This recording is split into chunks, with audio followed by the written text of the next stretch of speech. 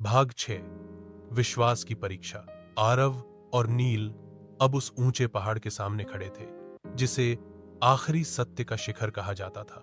चारों ओर ऊंधी चट्टानें, बर्फीली हवाएं और आसमान में घूमते बादल। सूरज भी कभी कभी बादलों के बीच से झोंकता था।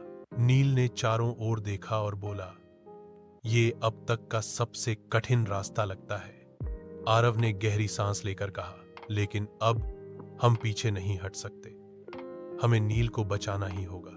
चढ़ाई शुरू हो गई। रास्ता पथरीला था और हर कदम पर फिसलने का डर था।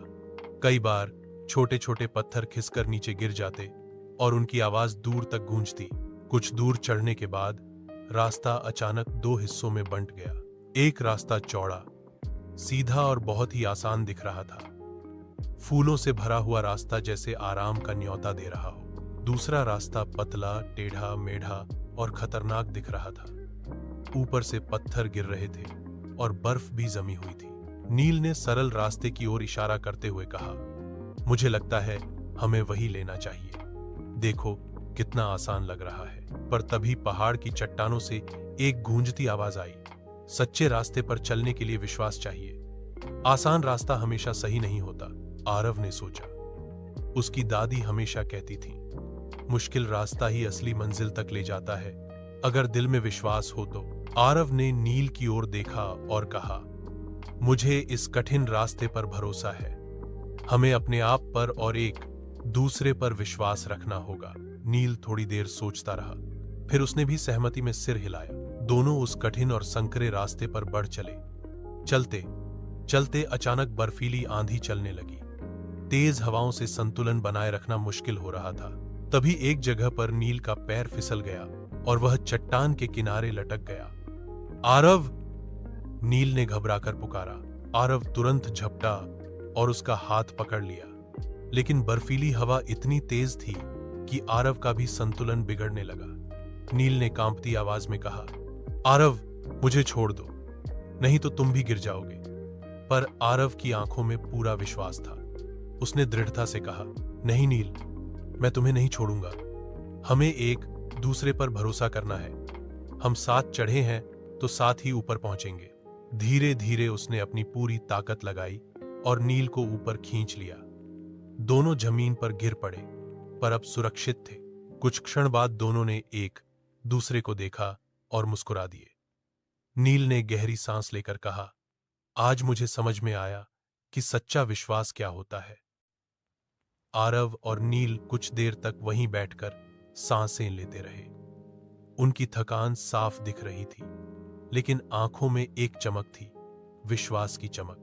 फिर वे दोनों उठे और चुपचाप आगे बढ़ने लगे। चढ़ाई अब और भी कठिन होती जा रही थी। चारों तरफ घना कोहरा छा गया था। रास्ता भी दिखाई नहीं दे रहा था। नील ने चिंता से कहा, अब हमें दिख ही नहीं रहा कि कहां जा रहे हैं। आरव ने शांत स्वर में जवाब दिया, यही तो असली विश्वास की परीक्षा है। जब कुछ भी साफ ना दिखे तब भी अपने लक्ष्य पर भरोसा रखना। उन्होंने एक दूसरे का हाथ मजबूती से थामा और आगे बढ़ते गए। धीरे धीरे कोहरा भी कम होने लगा। अचानक कोहरे के पार एक छोटा सा पत्थर का पुल दिखाई दिया। उस पुल के नीचे गहरी खाई थी। पुल बहुत ही संकरा और हिलता हुआ था।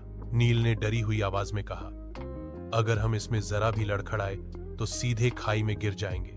आरव ने गंभीरता से कहा, डरो मत, हम दोनों धीरे धीरे चलेंगे।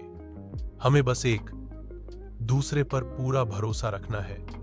दोनों ने एक दूसरे का हाथ और कसकर पकड़ा। धीरे धीरे वे पुल पर कदम रखते गए। हर कदम के साथ पुल हिलता था, लेकिन उनका विश्वास डगमगाया नहीं। अंत में वे पुल पार करने में सफल हो गए। सामने एक बड़ा सुनहरा द्वार खड़ा था, जिस पर लिखा था, विश्वास ने तुम्हें मंजिल तक पहुंचा दिया। जैसे ही दोनों ने द्वार खोला, सामने का दृश्य बदल गया। वे एक सुंदर घाटी में पहुंच गए, जहां चारों ओर रंग बिरंगे फूल खिले थे। मधुर संगीत बज रहा था, पक्षी गा रहे थे और आकाश नीला चमक रहा था। घाटी के बीचों बीच एक बड़ा चमकदार पत्थर रखा था, जिसके चारों ओर सुनहरी लपटें उठ रही थीं। वही था नील को मुक्त कराने वाला जादुई पत्थर। तभी परी फिर प्रकट हुई। उसकी मुस्कान और भी मधुर थी। तुम दोनों ने सभी परीक्षाएं पार कर ली। सत्य, दया, संयम, अहंकार और विश्वास, हर गुण की परीक्षा में सफल होकर तुमने इस पत्थर तक पहुंचने का अधिकार पाया है। आरव ने धीरे से पूछा, क्या अब हम नील को बचा सकते हैं? परी ने सिर हिलाया और अपनी छड़ी घुमाई। जैसे ही उसने मंत्र पढ़ा, वो अदृश्य शक्ति जो शुरू से नील को परेशान कर रही थी, गायब हो गई। नील के शरीर से काले धुएं की तरह वह ऊर्जा निकल गई। नील अब पूरी तरह स्वस्थ था। उसने गले लगाकर आरव से कहा, तुम्हारे बिना मैं कभी यहां तक नहीं पहुंच पाता। परी ने मुस्कुराकर कहा, तुम दोनों ने सच्ची मित्रता, विश्वास और विनम्रता का जो पाठ सीखा है, वही असली जादू है। अब तुम दोनों हमेशा के लिए इस जंगल से बाहर जा सकते हो। फिर धीरे धीरे जंगल का सारा रहस्य गायब हो गया और दोनों वापस अपने गांव लौट आए।